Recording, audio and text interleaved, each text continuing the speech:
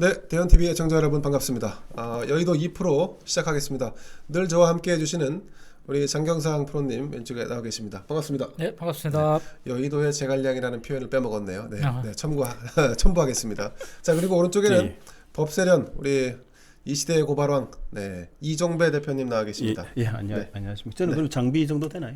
장비 제가 장비고요. 장비인가요? 아니 유비, 관우, 장비. 인상은 네. 이 전체적인 스타일은 관우상. 관우상이죠. 관우상. 좋습니다. 제갈량 장비 관우. 유비 관우 장비 뭐 이렇게 뭐 유비 관우 장비 이거 좋습니다. 자, 어쨌든 여의도 2프로에 우리 새로운 에너지를 불어넣어 주실 우리 저 이종배 대표님 함께 하고 있습니다. 너무 영광이고요. 이제 많이 배우고 네. 또 제가 이제 뭐 늘 이렇게 마음으로 함께하고 또 몸까지 오면 이렇게 같이 했으면 좋겠습니다. 오케이, 좋습니다. 아주 확실히 좋은 말씀. 저희도 이제 많이 부족한 게 저희도 뭐 정당 생활을 해봤지만 이게 정치나 사회 활동이라는 게 필드에서 하는 거거든요. 그렇죠. 근데 요즘 뭐 이 대표님이 아주 필드에서 그렇죠. 여기 보통 힘든 게 아니고 사실은 뭐 되게 하루가 멀다 하고 고발을 하고 있습니다. 가만 앉아 있는 거하고 달라서. 그렇죠. 저도 오늘 좋은 말씀 듣겠습니다. 감사합니다. 자, 그러면 첫 번째 주제. 오늘은 황희정승도 울고 갈 자린고비에 대해서 진짜 자린고비인지 아니면 다른 돈주머니가 있는 건지 그거는 아무도 알 수 없습니다. 수사하면 다 나옵니다. 그런데 자, 이 민주당 황희 의원 문화부 장관 후보자인데 여러분도 아시겠지만 문재인 정권에서 장관을 하는 사람 중에는 아주 특별한 분들이 많습니다. 지나치게 특별한 분들, 일반인의 상식과 도덕으로는 도저히 납득할 수 없고 이해할 수 없는 그야말로 미지의 세계에서 온 사람처럼 느껴지는 이들이 있습니다. 이 황희 의원도 예외가 아닌데 그 장프로님은 가산일을 가끔 이제 하시죠? 일반 남성들보다는 조금 더 하시죠? 일반 주부들보다도 많이 할 수 있어요. 그렇습니까? 요즘 뭐 주부들도 가산일을 많이 안 하시는 분들이 많으시니까. 그렇죠, 그렇죠. 자, 그러면 세 가족이 한 달 생활하시려면 생활비가 얼마나 되시나요?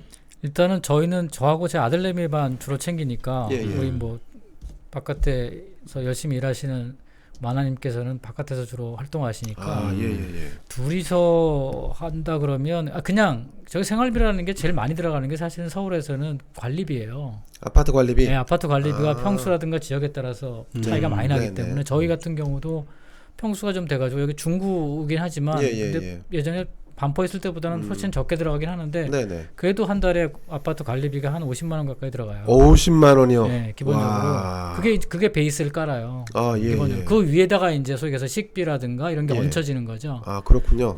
아니 그러면 자, 그러면 우리 혼자 사시는 이종배 대표님 월 생활비가 얼마나 되십니까? 이건 놓고만 있다 하겠습니다. 좋습니다. 이게 왜냐하면 좋습니다. 이게 그런데 제가 한 가지 좀 이게 좀 주제랑 다른 얘기인데 이거 한쪽 황희정성이 아니라 황희저성은 어떠세요? 황희저승. 죄송합니다. 그냥 조금 한번 해봤고 언제는 나한테 무슨 뭐 쪼크가 후지다 그러더니 오늘 이제 이제 저승으로 보내버리는 황희저승. 근데 이게 우리 저 애청자분들께 공감을 얻지 못하는 비유 있지 않습니까? 예를 들어서 뭐 어제 박성중 의원이 비유했던 레카 대통령 사고 나면 쏜살같이 달려오는 레카 같다 해서 레카 대통령이라고 했는데 공감을 불러일으키긴 좀 쉽지 않습니다. 근데 저는 거기서 굉장한 깊은 공감과 철학을 느꼈는데요. 그 완전 우파네. 아니요. 네, 완전 우파야. 그래 우파인가요? 네, 그렇죠. 나는 이거 좌파식 감별법인데. 그래요? 그렇죠. 이거 아니면 우파야. 나랑 다르면 뭐 적폐 뭐 이런 거 논리 아닙니까? 좋습니다. 심각합니다. 이종배 대표의 생활비는 비공개로 하겠습니다. 아니요, 저는 이제 뭐 밥값이랑 다 따지면 최소 비용은 한 150에서 혼자 사는데도 불구하고 저는 하루 3끼를 사 먹잖아요. 한 끼 얼마입니까? 한 끼 7, 8천 원? 7천 원 대시도 37, 22만 원이잖아요. 그러네요. 밥값만 60만 원이에요. 그렇죠. 한 달에? 그렇잖아요. 3끼 먹고 30일이면. 그렇죠. 아니 그렇게 따지고 보니까 거기다가 반값 있죠. 기본적으로 주거 비용, 교토비 있죠. 그다음에 휴대폰비, 뭐 보험료 통신비. 다 따지면 최소 무조건 필요적으로 꼭 들어가는 돈이 한 150만 원 정도 들어가죠. 아니 그러면 이 황희 의원은 도대체 뭐 모래를 먹고 살았습니까? 아니면 물만 먹고 살았습니까? 어떻게 60만 원으로 생활을 한다고 주장을 했는데 네. 음식은 명절 때 들어오는 선물로 충당을 하고 그래서 뭐 쟁여놓고 먹고 아내는 미용실에 가지 않고 집에서 머리를 자르시고 예, 그 뭐 아시겠습니다만은 아이들 점퍼 겨울 패딩 점퍼 한 벌에 보통 1-20만 원 정도 합니다. 그 이 황 의원이 입고 있는 여기 여러분들 보시면 이 사람 늘 양복 입고 다니죠? 예, 요런 양복 뭐 어디 뭐 동네 시장 골목에 살 수는 없으니까 조금 백화점 가서 저렴하게 산다 그래도 한 50만 원 전후는 합니다. 근데 월 60만 원으로 생활을 한다고 주장을 했습니다. 장프로님 이게 말이 됩니까? 뭐 아마 이 양반 한 300만 원 든다고 이제 자백을 했잖아요. 뭐 실토를 했죠. 네, 예. 자백했잖아요. 그러니까 월 60만 원은 저거는 안 돼요. 네. 예, 저분이 한 30평 정도 아파트에 사시더라고요. 목동에요. 네, 근데 네. 일단은 월세가 100만 원이잖아요. 그렇죠. 월세 100만 이 원. 사람이 왜 이런 일이 벌어지냐면 네. 개념이 없는 거야. 아. 그러니까 돈에 대한 개념이 그러니까 제가 그래서 늘 말씀드리는 게 정치를 재정으로 봐야 된다고 말씀드리는 게 뭐냐면 예. 국회에 지금 이렇게 경제관념이 없는 놈들이 디글디글한 거야. 이놈들이 어떻게 나라 살림을 살핍니까? 이런 나쁜 놈들. 그러니까 네. 택시비 1,200원 그러잖아요. 그렇지. 무슨 택시비가 지금 3,000원, 4,000원 된 데가 언젠데? 물가 개념이 없는 거예요. 왜냐? 괜히 없지. 예. 자기 돈을 안 쓰니까. 그렇죠. 다 타입해서 내주니까. 이거는 뭐 그리고 제가 보니까 이게 네. 무슨 유튜브 극한 체험 찍는 것 같아요. 머리 자기가 자르고. 아, 그렇죠. 그렇지 그렇죠. 않나요? 예. 아니 이제 보세요. 이 황희 의원의 부인은 미용실에 갔다 걸리면 이제 큰일 나는 거예요. 예, 괜히 동네 미용실이나 어디 갔다가 머리 파마라도 해봐요. 그럼 난리 납니다. 블루헤어 가면 되지. 이발소 가면. 이런데 유튜버들이 좀 출동을 해야 되는데요. 유튜버들이 예, 유튜버 좀 많잖아요. 딱 포착하고 있다가 찍으면 그럼 이제. 유튜버가 가서 촬영하고 이정배 대표가 고발하고 거짓말로. 근데 지금 안 그래도 황희 이분이 네. 좀 역대급으로 심각한 것 같아요, 이번에. 그렇죠. 심각하죠, 저건 심각하죠. 말이 안 돼. 명절 때 심각하고. 들어오는 선물로 저거를 그렇죠. 자기가 스스로 저렇게 얘기한다는 게 말이 안 돼. 그리고 네. 거짓말을 네. 뭐 대부분 다 거짓말을 하지만 그래도 뭔가 앞뒤는 맞게 거짓말을 해야 그렇죠, 봐줄 수 그렇죠. 있는데 이 사람은 그냥 앞뒤도 안 맞는 거짓말이에요, 그냥. 그렇죠. 예, 예. 앞뒤가 안 맞는 게 어느 정도냐면 이 뭐 이제 어쨌든 생활비 60만 원이라고 처음에 이제 했다가 300만 원 정도로 오늘 이제 인사청문회에서 약간 300만 원도 이건 뭐 약간 수정을 했는데 말도 안 되는. 자 다른 씀씀이는 정말 상상을 초월합니다. 자녀는 연간 4,200만 원이 드는 외국인 학교에 다니고 있고 해마다 한 차례씩 미국이나 유럽 등지로 가족 해외 여행을 갑니다. 여기에 보좌관들을 또 데리고 10여 명을 대동하고 또 스페인 여행을 다녀온 적도 있다고 하고 이 보좌관들에게는 또 특별히 또 수당을 또 주신답니다. 이렇게 가정에는 소홀하고 이 부인은 가혹한 생활고를 겪게 하면서 자신은 보좌진들을 위해서 헌신하는 이런 모습을 보여주고 있습니다. 근데 네. 보좌관한테 준 돈이 네. 또 보좌관한테 갔는지 네. 또 세탁을 했는지 알 수도 없는 거예요. 세탁소도 다닐 돈이 없으니까 세탁을 했을 수도 있겠네요. 가겠습니다. 근데 오늘 갔었어야 되는데. 예. 근데 재산은 또 국회의원 처음 할 때 그 2016년도죠. 처음 국회의원 당선됐을 때 그때 신고한 액수가 8,400여만 원 정도로 해서 전체 300명 국회의원 중에 끝에서 네 번째 가난한 걸로 치면은 최고 가난한 수준에 있던 사람이 작년 말 기준, 올해 기준인가요? 신고한 금액이 작년 말 기준이겠네요. 신고한 금액이 6억 한 5천까지 늘었죠. 근데 그렇죠. 실제 늘어난 금액은 한 2억 원 정도 늘었다고 합니다. 그 국회의원들이 저금을 해서 재산을 늘릴 수 있습니까? 장프로님? 저거는 아까 일반인도 어려워요. 저기 그렇죠. 50%를 저금한다는 거잖아요. 네네. 50%를 저금한다는데 50%를 저금할 수가 없어요. 가정이 있는 분이고 교육을 시키잖아. 그렇죠. 네. 교육을 안 시키면 가능할지도 몰라요. 혹시 교육부가 1년에 4,200만 원 기본. 네. 애 키우면 네. 애 키우면 저건 불가능해요. 그렇죠. 불가능하죠. 저건 뭐 네. 영유아든 유치원을 보내든 초등학교를 보내든 다 똑같아요. 저거는 기본적으로 애한테 그렇죠. 한 달에 고정비용으로 들어가는 게 적어도 최소한 저기 한 5-60만 원씩 됩니다. 아유, 기본적으로 60만 원 더 들어가죠. 저는 학원 보내고 그러면 이제 더 들어가는 거고. 저는 애새 키우는데 한 달 학원비가 글쎄 한 150, 200 들어가는 것 같은데요. 학원비만요. 학원비만요. 예. 왜냐면 애들 두 과목 정도 뭐 수학, 영어 해서 보내면 한 아이당 보통 한 40만 원 정도 나와요. 근데 이번에 이제 큰 아이가 고등학교 진학하기에 앞서서 수학 좀 배운다고 또 뭘 하고 있거든요. 이거 막 그 가게가 휘청휘청합니다. 예, 그런데 그렇죠. 근데 이분은 자, 그래서 제가 든 생각인데 황희 국회의원이자 문화부 장관 후보자는 주로 현금을 썼을 가능성이 높습니다. 현금 영수증을 또 본인이 이렇게 얘기했잖아요. 네, 현금 영수증을 또 만들면 부가 수입으로 국세청에 체크가 되니까 그것도 안 하는 거죠. 본인도 안 했고 부인도 배우자도 안 했을 가능성이 높습니다. 자, 그럼 만약에 현금을 사고한 게 맞다면 이 현금은 어디서 나왔을까?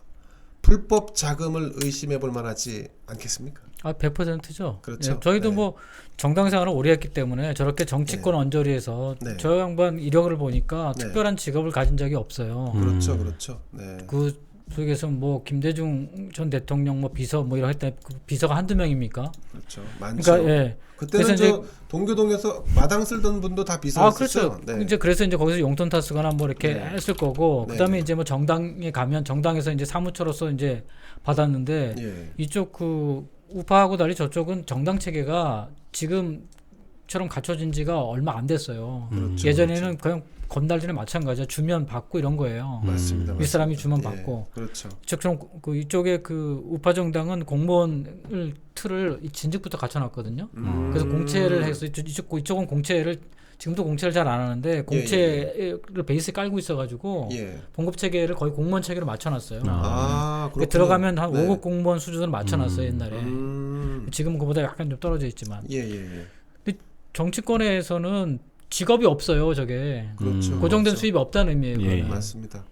1967년생 전남 저랑 목포 똑같더라고요. 출신인데 예. 그러면 97년도부터 이게 지금 네이버 이력상 보면 97년도부터 김대중 총재 비서실 비서를 했다는데 여러분 이제 만 나이가 30이 되기 전이죠.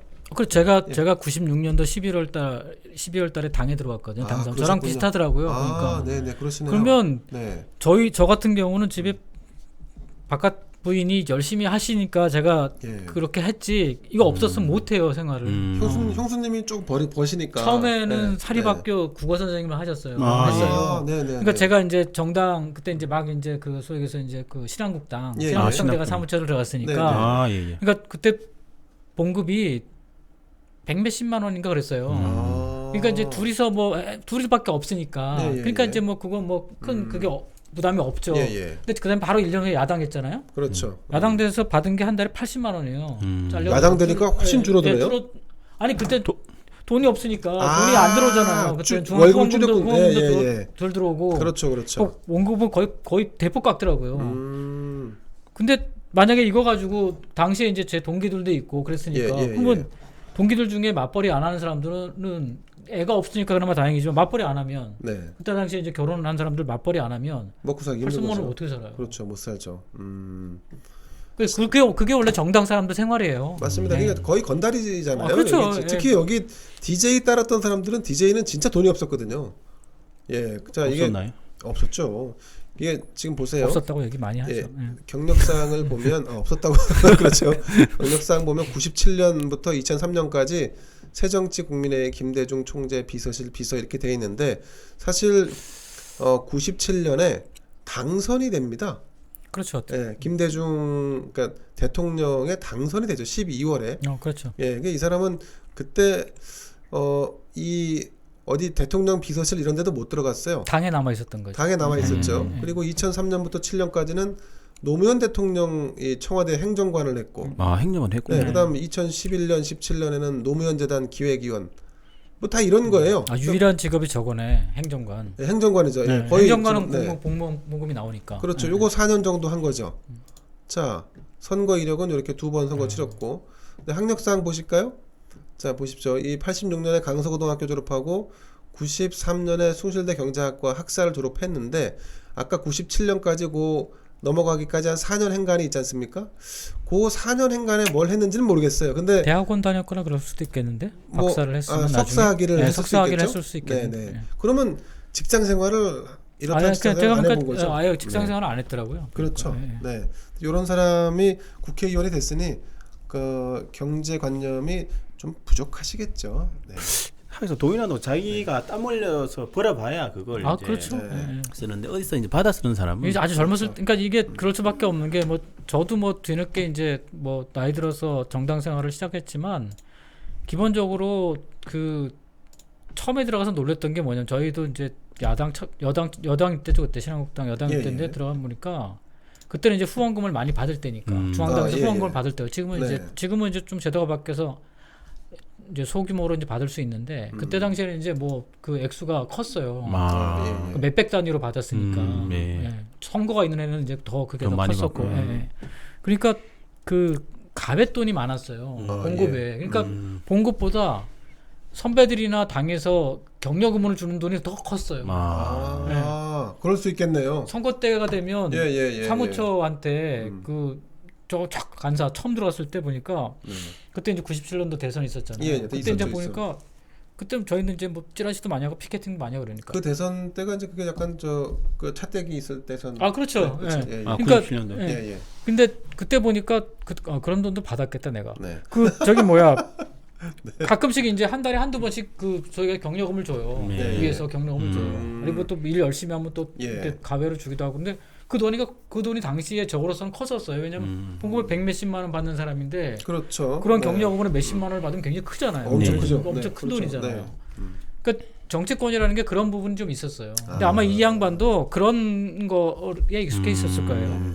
자, 지금 보면 오늘 이제 지금 인사청문회를 하고 있는데 인사청문회에서 온갖 비난이 쏟아지고 있습니다. 명절 선물을 찻대기로 받았냐 뭐 이런 얘기도 나오고 그러니까 쟁여놓고 그 고기를 계속 먹었다는 거 아닙니까? 외식도 안 하고. 자, 이 윤희숙 의원의 제가 발언이 저 페이스북 글인 것 같은데 이게 좀 와닿습니다. 뇌물로 생활했을 중대 범죄의 가능성이 있다 이렇게 얘기했습니다. 이거 굉장히 와닿습니다. 아니 60만 원으로 살았다 그러니까 저 불가능한 얘기니까 기본적으로. 근데 오늘 이제 인사청문회에서는 조금 수정을 했죠. 자기 60만 원이라고 얘기한 적 없다. 실제 생활비 지출은 300만 원이다. 근데 이 300만 원 중에 그러면 240만 원 정도, 월 평균 240만 원 정도는 국세청 데이터에 전혀 잡히지 않는 방식으로 사용을 한 건 맞죠. 그렇죠. 소비를 했다는 거죠. 그러면 240만 원을 현찰로 썼다는 얘기인데. 그렇죠. 더군다나 이 현금 영수증도 안 하고 어떻게 부인은 보통 여자들은요 현금 영수증 무조건 합니다. 영수증 잘 챙기죠. 그게 돈이라고 생각을 하기 때문에. 근데 이 배우자도 지금 뭔가 좀 이 남편하고 좀 부부는 닮는다고. 제가 하죠. 주부 마음을 아는 게 제가 동네 슈퍼를 가면 그 10,000원당 스티커를 줘요. 그렇죠. 이거 50개 모으면 5,000원 나중에 이제 5,000원을 디스카운트 받을 수 있는 권한을 획득하는 거야. 집사람 저보고 뭐라 그랬는데 제가 맨날 갖다 오면 붙이거든. 한 대여섯 장 남았어요 이제. 근데 그게 거의 한 반년 정도 해서 5,000원이 되는 거야. 반년 정도 모아가지고. 정말 고난의 길이다. 그러니까 그럴 정도로 그런 것들이 우리 사회에 많이 챙겨요. 하다못해 그것도 챙기는데 그렇죠. 저런 소위 해서 세금에서 우리가 디스카운트 받을 수 있는 걸 안 챙긴다? 그런 일은 없어요. 정상적인 월급 생활하면 그렇죠. 한 푼이 아쉬운데 그걸 왜 안 챙겨요? 제 집사람도 굳이나 챙깁니다. 그리고 제가 이제 요즘 원주에서 사는데 원주는 이제 이 시중은행들이 좀 적습니다. 숫자가. 그러니까 제일 편한 은행이 농협이거든요. 그러니까 농협이 디스카운트를 할인을 많이 해줘요. 그래서 최근에는 심지어 자기 카드도 다 농협으로 다 받고 있습니다. 그래야지 할인 받을 수 있으니까. 근데 그렇게 하는데 이 황희는 두 부부가 거의 뭐 무슨 첩보 작전 쓰듯이 현금을 지출하면서 현금 영수증도 안 하고 이렇게 썼다는 얘기가 됩니다. 자, 우리 이종배 대표님 혹시 본인이 사용하는 계좌, 은행 계좌 몇 개나 있으시죠? 저는 두 개? 두 개. 두 개 정도 있죠. 황희 후보자의 계좌는 몇 개나 될까요? 45개인데 46개. 그보다 더 46개. 그보다 뭐 더 많지 않을까 싶기도 하고 뭐 그렇습니다. 차명 계좌 있어. 이게 말이 됩니까? 46개가? 무슨 은행 직원도 이렇게 많지는 않을걸요? 이런 거는 보통 이제 보이스피싱 하거나 보이스피싱. 왜냐면 그런 사람 계좌가 많잖아요. 그렇죠. 이거 맞네. 차단되면 맞네. 이거 하고 이거 네. 하는 거잖아요. 맞네. 그러니까 이게 정상이 아니라는 거예요. 일반인이 누가 46개를 사용할 이유가 없잖아요. 왜 46개를 이용해? 아니 저만 그렇죠. 저만 해도 물었나요? 저만 해도 통장이 딱 4개예요. 하나는 예. 이제 주로 이제 입출금 동장 쓰는 통장이 은행 2개에서 하나씩 있고 예. 나머지 하나는 제가 청약저축을 하도 그 은행 직원이 네. 가입 좀 해달라 그래가지고 네. 제가 우정 가입해 준 게 있어요. 청약저축 통장이 하나 있고 그다음에 이제 외화예금 통장이 하나 있어요. 네네. 한때 이제 한번 해보겠다고 이 좀 흐름을 알겠다고 해서 달러 통장을 한 달에 만들어가지고 그 이제 가끔씩 이제 집어넣는 게 있어요. 이게 딱 4개밖에 없어. 근데 통장을 사용을 안 하면 자동으로 휴먼 계좌, 휴먼 계좌로 그냥 전환돼 버리지 않습니까? 통지가 오죠. 그렇죠. 그러면 거기서 다시 재개 안 하면 그냥 없어지는 거 아닌가요? 아닙니다. 그거를 연한이 있어요. 휴면 계좌 나중에 총 정리하는 연한이 있어요. 그럼 이제 황희가 그게 너무 장기간 안 하면 없어지는 걸 없어지고 그게 남은 잔액은 은행이 먹는 걸로 알고 있는 아닌가요? 그래서 다 들어가요. 찾아가라고 이제 그래서 계속 연락이 옵니다. 그래서 저도 휴먼 계좌가 몇 개를 정리한 적이 있는데 그거는 그냥 통지가 와요.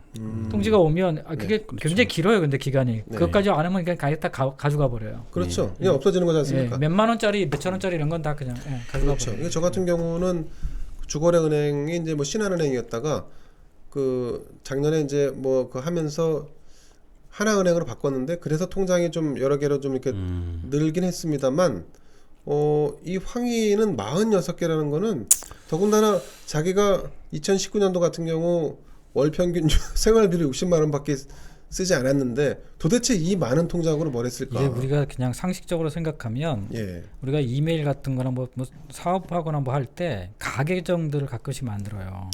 가계정. 왜냐면 단건으로 거래할 때가 있어요. 예를 들어서 뭐 어디 사무실을 빌린다고 할 때 예를 들어서 뭐 어디 뭐 소위 얘기해서 이제 내가 사업자 등록을 하기 전에 뭘 해야 된다라고 하면 본 등록이 나오기 전에 거래 내역을 확보하기 위해서 가계정을 만들어요. 가계정을 그러니까 가계정이라는 게 뭐 가짜 계정이 아니라 실질적으로 거래하는 통장을 만드는데 이거는 그때까지만 딱 쓰는 거야. 준 계좌예요. 준 계좌. 나중에 이제 본 계좌가 있으면 그걸로 장기 거래를 하는데 그래서 단기간에 쓰는 가계좌를 만들어서 그걸로 단건 거래를 해요. 내가 보니까 이거는 그렇게 안 하면 안 생기는 계좌들이야. 그렇죠. 뭔가 받거나 뭔가 주고받을 때 그러니까 단건 주고받을 때 계좌를 저렇게 만들거든요. 야, 돈 보내라 아니면 내가 돈 보낼게. 근데 내 원래 있는 거로는 계속 쌓이는 거기에 들어가면 안 되니까 별도의 계좌를 하나 만드는 거예요. 그렇지 않으면 저런 계좌가 쌓일 수가 없어요. 기본적으로. 그래서 일반적으로 그냥 범죄에 이용할 때 많이. 그렇죠. 그게 무슨 사업을 하거나 특별히 비즈니스를 하거나 이러지 않는다면은 저게 일반 사람들한테 저렇게 계좌가 쌓일 수가 없어요. 그렇죠. 쌓일 수가 기본적으로 없죠. 불가능합니다. 저. 뭔가 좀 의문스럽죠. 그렇죠. 저거는 돈을 받거나 돈을 보낼 때만 단건 쓸 때만 계좌를 만들지 않으면 저렇게 생길 수가 없어요. 이제 그래서 이 황희 의원은 월 60만 원의 자린고비 생활을 하면서도 자녀 교육을 위해서 자녀가 초등학생일 때 미국으로 조기 유학을 또 보내시고 정말 맹모가 울고 갈 지경입니다. 이 또 아이는 목동에서 자사고에 입학을 했다가 자사고가 나한테 안 맞아요. 4,200만 원 연간 학비되는 외국인 학교 보내주세요. 그래서 외국인 학교도 보내고. 근데 외국인 학교 입학 자격이 되나요? 해외에서 초등학교 졸업을 했다고 해외에서 초등학교 그래서 그게 근데 이것도 문제예요. 비자가 이제 원래 안 나는데 그 황희 그 이제 아내가 전공과 상관없는 이제 무슨 뭐 비자를 받아서 가가지고 그 애들은 또 딸려 가가지고 초등학교 넣어서 그게 편법으로 그렇게 많이 한다 그러더라고요. 그게 이제 저도 미국에 있을 때 그렇게 한 분들이 계시는데 많이 합니다. 그래서 일단 비자를 받아서 학생 비자로 엄마가 가고 학생 비자로 가서 어디 동네에 허름한 대학들 있어요. 이런 컬리지들 있습니다. 컬리지들. 뭐 이게 대학인가 싶은데 그런 대학에 그냥 하나 딱 걸쳐놓고 그러면 아이한테 J1 비자가 뭐 이런 게 나옵니다. 그래서 그걸로 무료로 학교를 다닐 수도 있는데 여기 이분은 무료 학교가 아니라 좋은 학교를 보내야 되니까. 엄마랑 애랑 같이 가 있었던 거예요? 아니죠. 엄마는 또 들어와 있었죠. 엄마는 또 나갔다 들어와. 애만. 애만. 애는 그럼 기숙사에 있었던 거예요? 그러니까 뭐 기숙사에 있었든지 아니면 어린애인데? 하숙을 시켰든지 홈스테이를 했든지 한 거죠. 그러니까 비용이 전체 비용이 엄청 들어왔을 텐데. 한 5년 정도 미국에 체류하면서 초등학교 졸업했는데 2억 몇 천인가 하여튼 뭐 몇억 원이 들었습니다. 그러니까 진짜 교육열이 참 대단하신 분이시죠. 아니 몇 억을 이런 저희도 생활해봤지만 이런 생활해가지고는 몇 억을 애한테 학비대기가 그렇죠. 불가능한데. 그럼 그 돈은 어디서 나왔다고 얘기하고 있습니까 그러면? 그거는 모르죠. 그거 명절 때 받은 고기를 팔았나? 아니 뭐 오피스텔 팔고 그랬다 그랬잖아요. 근데 그게 지난 다음이더라고요. 제가 봤을 때는 계좌를 뭐 이용했을 수도 있습니다. 46개 계좌를. 46개 계좌를 보이스피싱한 거 아니에요? 설마. 예, 황후부자 딸이 2011년부터 16년까지 미국 초등학교를 다녔습니다. 저희 또 그렇게 뭘 하지만 그 많이 보지만 저거는 누가 대주기 전엔 불가능해요. 그렇죠. 불가능하죠. 불가능합니다. 근데 누구한테 이제 대주는데 이제 통장이 46개나 필요했던 거죠. 그래 뭐 맞춰 보면 이렇게 적합한 일이 있을 텐데 여기. 그렇죠. 불법적으로. 그렇죠. 예, 이거 조사하면 다 나오겠는데요, 그러면? 예. 자, 이 황희는 또 자립형 사립고와 관련돼서 자신은 이 고교 평준화를 주장을 해왔던 사람입니다. 이 얘기인즉슨 이 자사고와 특목고에 대해서 부정적인 입장을 가지고 있었다는 얘기고, 심지어는 이제 자사고 특목고 폐지론자였다라고 하는 이 언론 보도도 있었습니다만, 오늘 인사청문회에서는 나는 내 입으로 자사고 특목고 폐지해야 한다 뭐 이렇게 말한 적은 없다 이렇게 주장을 했고, 딸이 자사고에 입학한 사실을 몰랐다. 야, 정말 좀 대단하지 않습니까, 이 황이? 예. 네. 이 정도 되면은 우리가 왜 자녀의 성공 요건 중에 우스갯소리로 하는 것 중에 하나가 엄마의 정보력, 할아버지의 재력, 그 다음에 아버지의 무관심 이런데 다 갖췄을 거 아닌가? 뭐 이런 생각이 좀 듭니다. 근데 이게 전형적인 좌파들의 특징이에요. 예를 들어 뭐 유시민 같은 사람 자사고 특목고 비판하면서 자기 이제 딸은 뭐 특목고 자사가 나오고, 그렇죠. 조희영 교육감도 그렇게 자사고를 없애야 된다 그러면서 또 특목고 나오면서 그 하면서 했던 얘기가 뭐냐? 뭐 양반 제도는 양반이 뭐 없애야 되는 게 맞대요. 그러니까 자기는 양반이라는 거지. 말도 안 되는 소리 하고 있어. 미쳤나 봐. 그리고 뭐 장하성입니까? 무슨 강남을 자기가 살아봐서 아는데 강남 살 필요 없다. 그 맥을 다 같이 하는 거고 너무나 뻔뻔한 거죠, 이 사람들은. 뻔뻔하죠. 그렇죠. 그게 그 사람들이 착각하는 게 좌파는 그러니까 역사적 연원이 그래요. 좌파가 특권 의식이 그러니까 전위 본능이라고 얘기하는데, 이 전위에 나섰다는 이유로 자신들은 별개의 사람이라고 딱 이렇게 규정을 해요. 그 중국도 마찬가지야. 중국 때 조호대를 중심으로 해가지고 태자당이라고 하는 게 그렇게 형성되는 거잖아요. 북한도 마찬가지잖아요. 맞아요. 북한에 무슨 뭐 소위 얘기해서 김일성 그 말도 안 되는 그 조선시대 이전에나 가능했던 그런 말들을 서슴없이 내뱉는 이유가 뭐냐면 좌파가 본질적으로 그런 속성을 가지고 있어요.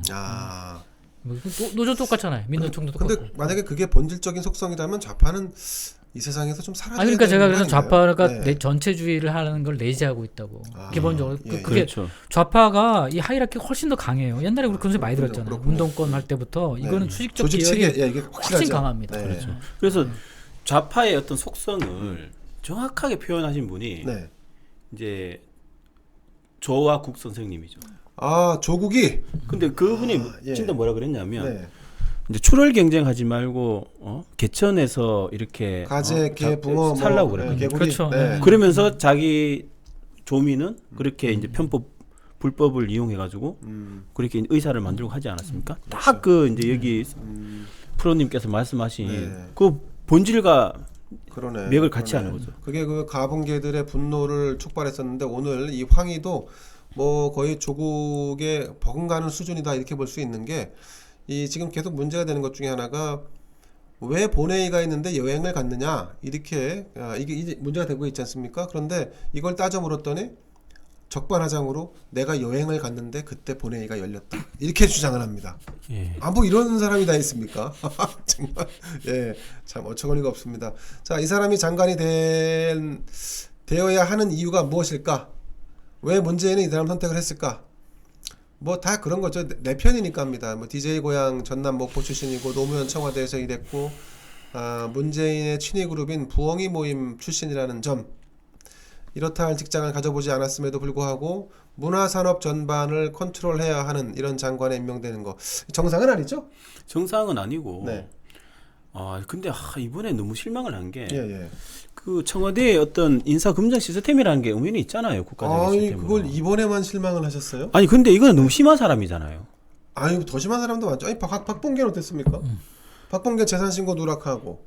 그러니까 무슨 뭐 로펌 돈 그렇죠. 뭐 하는 것도 그렇고, 그다음에 이소연 변호사랑 뭐 소송하는 것도 그렇죠. 예. 거기다가 그 조나단 갈매기 팔을 만들어 갖고 또 중학교 때 고등학교 때도 껌 좀 씹었다는 거 아닙니까? 그러니까 이게 이제 이렇게 박봉계나 이 사람이랑 이렇게 심한데 네. 이걸 이제 그 언론이나 저희도 아는 정보를 네. 그 청와대 인사검증실에서 이걸 몰랐다는 건 말이 안 되는 거잖아요. 그럼 말이 안 되죠. 그럼 알면서 이걸 지금 그렇죠. 밀어붙인다는 네, 거잖아요. 그렇죠. 네. 그러면 그 자신감이 어디서 나온다고 생각하십니까? 글쎄요, 뭐 조국한테 워낙 우리가 세게 뒤었기 때문에 조국보다 더한 사람은 없다.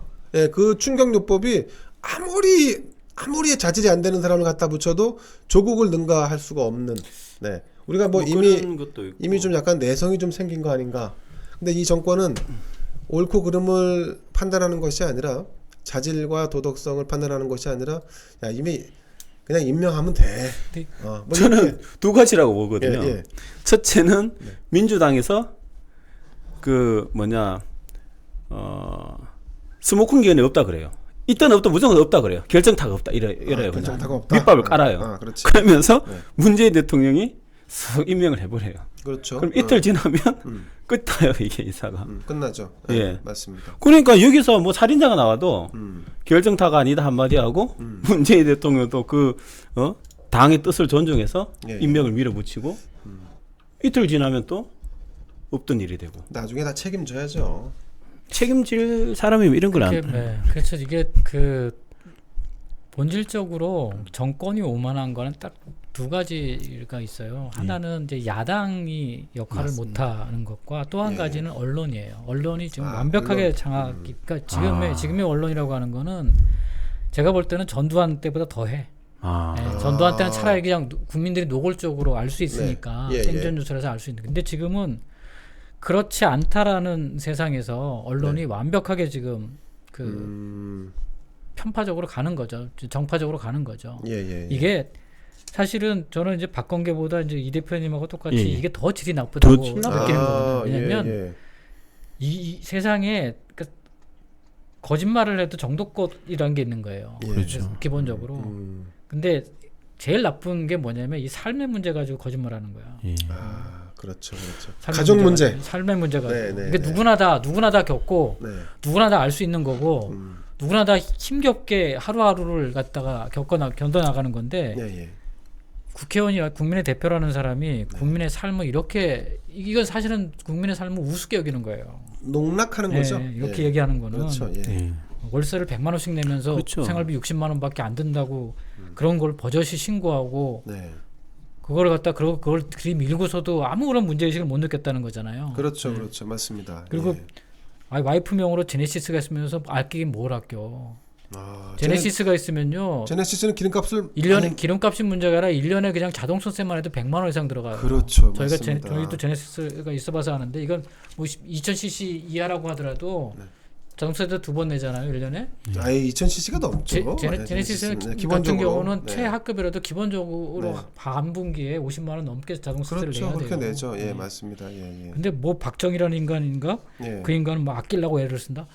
원래 가정에서 주부들 아끼려면 이런 거부터 아껴요. 그렇죠. 차부터 팔아. 그럼요. 이 제네시스를 팔아가지고 모닝을 사서 모닝을 끌고 다니면 아낀다고 이해를 하지. 맞습니다.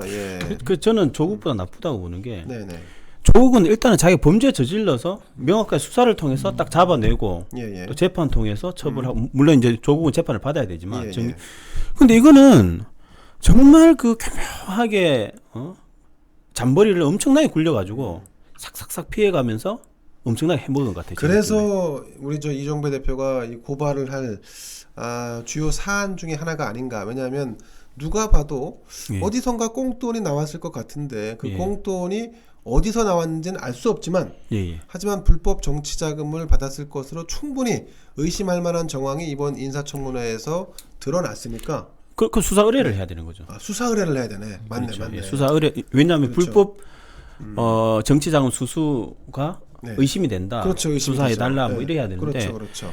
굉장히 실제로 인사청문회 과정에서 이런 주장이 나왔으니까 그 주장을 빌어서 시민단체가 대표해서 수사 의뢰를 한다. 네. 근데 이게 저는 뭐 역대급이 이렇게 역대급으로 질이 나쁜 것 같아요 이게. 그렇죠. 왜냐하면 여기 그 프로님 말씀 장프로님 말씀 맞다나 국민을 완전히 농락하고 우롱하는 거. 60만 원으로 생활했다. 이거 뭐 국민 그냥 등신 취급하는 거 아니에요? 그렇죠. 그걸 믿으라는 거잖아요. 그것도 목동인데. 맞습니다. 목동.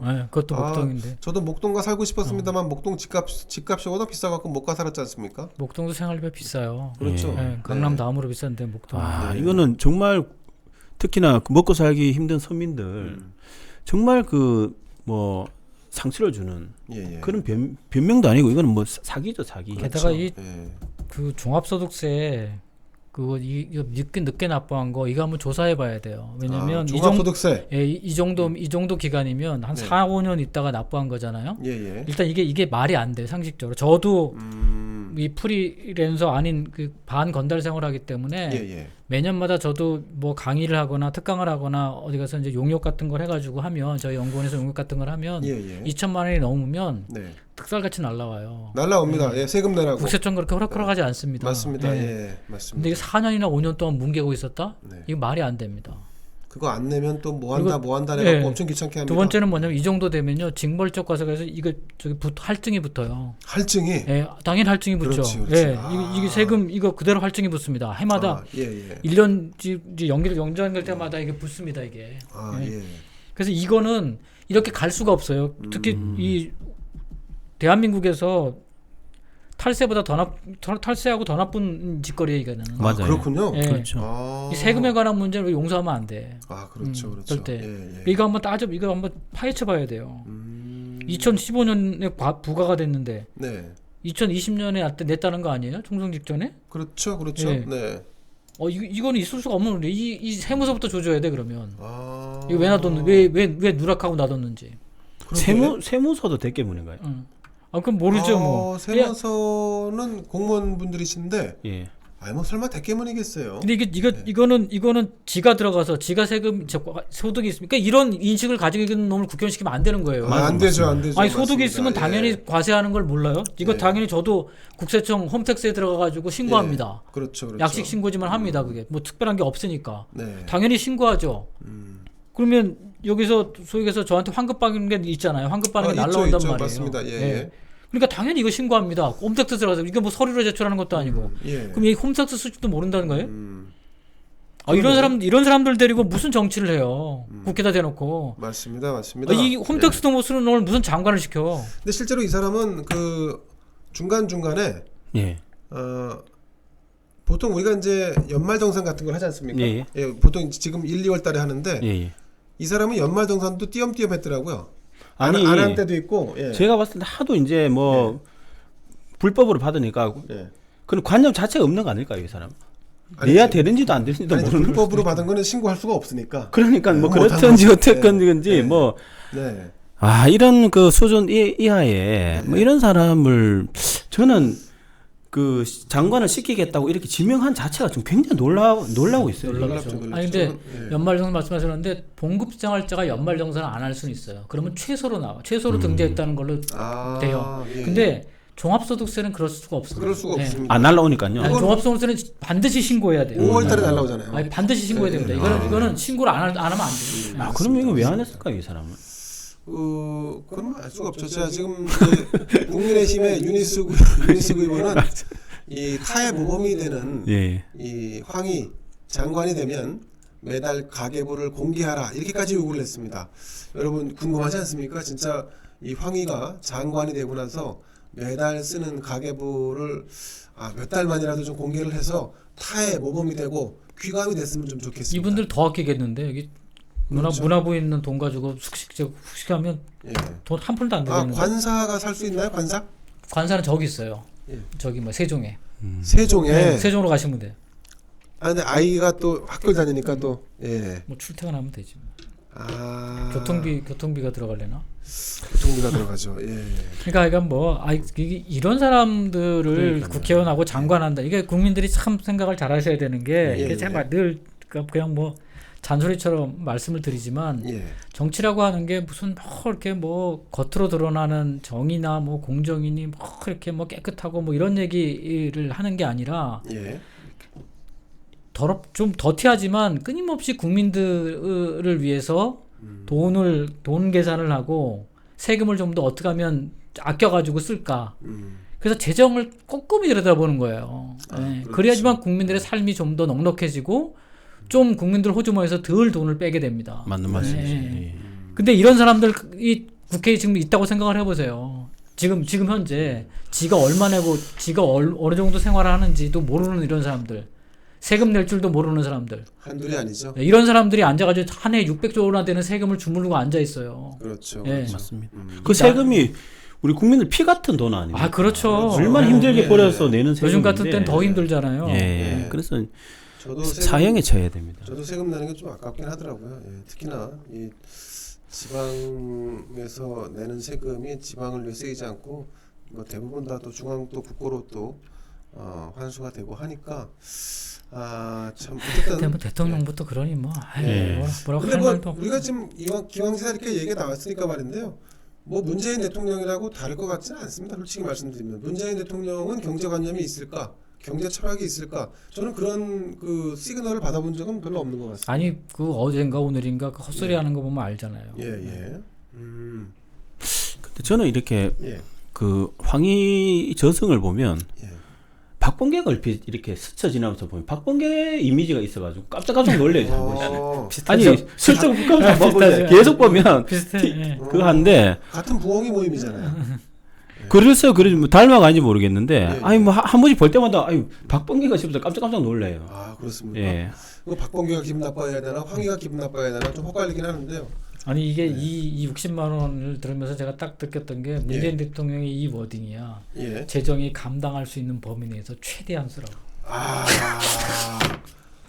좋은 말씀이시네. 네. 이게 아마 예. 가게가 감당할 수 있는 범위에서 최대한 쓰는. 그러네요. 가게가 감당할 수. 근데 여기는 뭔가 꼼수가 있지 않습니까? 네, 꼼수가. 아 대통령도 꼼 쓴 거죠. 네. 예, 그게 말이 됩니까 그게? 예? 모든 게 지금 비정상 아닙니까? 이게? 완전 그렇죠. 비정상도 이런 게 예. 없는 거죠. 그 문재인 정권 들어가서 뭐 정상적으로 굴러가는 게 별로 없습니다. 심지어는 야당도 비정상입니다. 그렇지. 그래. 예. 야당도 야당도 비정상이죠. 비정상입니다. 이 야당이 비정상이어서 더 네. 이게 뒤틀리는 것 같아요. 그나마 이렇게 네. 두 분이 정상이니까 아니죠. 제가 이제 사회 정의를 실현하기 위해서 아니요, 구현하기 아니요. 위해서 열심히 고발을 해주시는 우리 아니요, 정배 아니요. 대표가 있기 때문에 그나마도 그래서 저는 대한민국이 버티고 있다. 이렇게 저희 이런 자리가 굉장히 중요하다고 봐요. 왜냐 네. 제가 이 활동을 해보면 먹고 사는 국민들은요 네. 속속들이 알 수가 없어요. 그렇죠. 황희가 60만 원 이것도 모르는 국민이 많을걸요. 말씀하신 언론이 장악되고 뭐 이래 돼버리면 그렇죠. 하긴 뭐 지금도 실체를 알면 광화문에 매일 한 수백만 명씩 시위를 해야 될 정도로 심각한 그렇죠. 비리인 네. 거예요 이게. 수백만 명은 한 번만 나와도 정권은 무너집니다. 그럴 정도로 제가 분노를 할 정도인데 그렇죠. 먹고 네. 살기 힘든 국민들이 네. 모르는 거예요. 그런데 예, 맞습니다. 여기 이제 장프로님이나 여기 대표님처럼 이런 분들이 실체를 알려주니까. 이게 그나마? JTBC가 나가가지고 목동에서 저 양반 사는 그 아파트 거기 딱 가서 주민들한테 인터뷰 몇 번 따면 바로 나와요. 바로 나오죠. 예. 생활비 얼마나 들어가는지 바로 나옵니다. 미용실 원장님한테 물어보면 바로 답 나옵니다. 무슨 뭔 소리예요? 그리고 국민을 얼마나 우습게 알면 이런 사람을 지명을 하고 네. 또 이제 뭐 좀 이따가 또 임명하지 않겠습니까? 임명하죠. 그렇죠. 아, 임명하죠. 저는 네. 어떤 수치심까지 느껴져요 이게.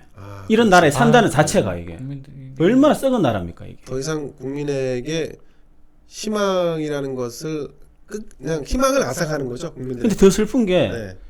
무슨 대책이 없다는 게 더 슬퍼요 이게. 그래서 제가 여기서 다 정상이 아닌데 야당까지 정상이 아니라는 말씀을 드리는 거예요. 그나마 야당이라도 좀 정신을 차렸으면 예. 좀 나아지는데 제가 그게 안 이제 되는 거죠. 두 분 믿고 열심히 활동하겠습니다. 좋습니다. 예, 더 열심히 고발을 해주시라고 믿습니다. 자, 고발은 좀 줄이려고 하고. 줄이시려고. 예. 그러면 저 센 놈만 고발하는 걸로. 아니 이제 저희 이 대표님 같은 예. 분들이 이제 우리 뭐 지방선거도 있고 총선도 있고 그러니까 이제 저런 분들이 실질적으로는 이제 그 국회나 아니. 네, 맞습니다. 예. 이런 두 데 분이- 들어오셔서 예. 좀 활동을 해주셔야 돼. 이게 그렇게 아니 정당에서 뭐 또 이렇게 좀 역할을 좀 줘야 돼요. 그러니까 예. 두 분이 진출할 수 있도록 제가 예. 물심양면으로 제가 돕겠습니다. 저는 뭐 그럼 이제 서로 돕는 걸로. 예. 그게 정리가 되나요? 그거를 사자성어로 상부상조라고 하는데. 예.